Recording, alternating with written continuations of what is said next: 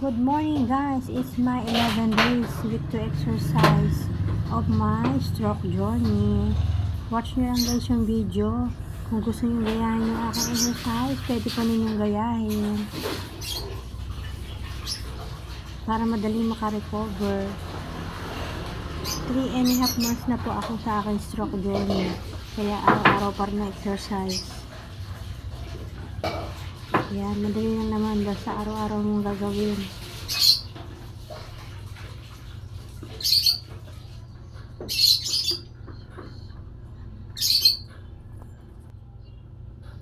Ayan, malapit na ako mag 4 months. Kailangan medyo maganda ang lakad ko. Ayan, dire-diretso na. Sana tuwid na ang lakad ko. Guys, ang exercise ko ang aking leg straightening. Ayan, para umayos na ang lakad ko ng diretso. Kasi medyo may foot drop pa ako pag naglalakad. Kaya kailangan todo exercise pa.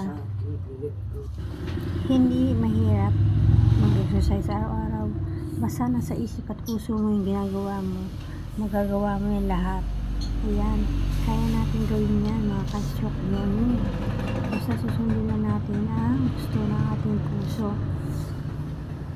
Kung gusto natin gumaling, ayan, gawin natin yung mga stroke journey exercise araw-araw. Malaking tulong yan sa pagbabago at pag-improve na ating kalakasan ng katawan. Nung una, hirap na hirap talaga ako. Hirap na hirap ang aking katawan. Ayan, yung mga stretching na yan, yung mga exercise na yan. Hirap na hirap ako nun. Hindi ko maiangat pa. Pero ngayon, medyo easy na at mabilis na ako kumilos. Ayan, leg bending. Ito itong exercise na ito medyo masakit sa tuhod. Kaya kailangan gawin araw-araw para ma-exercise ang tuhod at matuto siya mag-bending.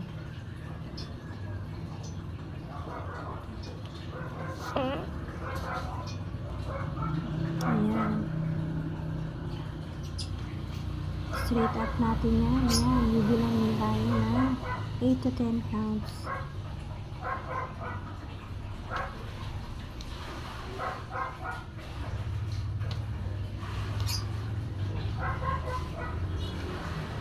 Dahan-dahan lang pag-akyat at pagbaba ng paa. Hindi kailangan daliin. Yung leg stretching para rin yan sa diretso natin paglalakad. Dahil gusto ko maalis na ang foot drop sa aking walking. Ayan, parang bicycle exercise. Kunyari nagdadrive ang paa ng gulong. Ayan ang pedal. Thank you guys for always watching my video. Don't forget to subscribe, like my video lagi.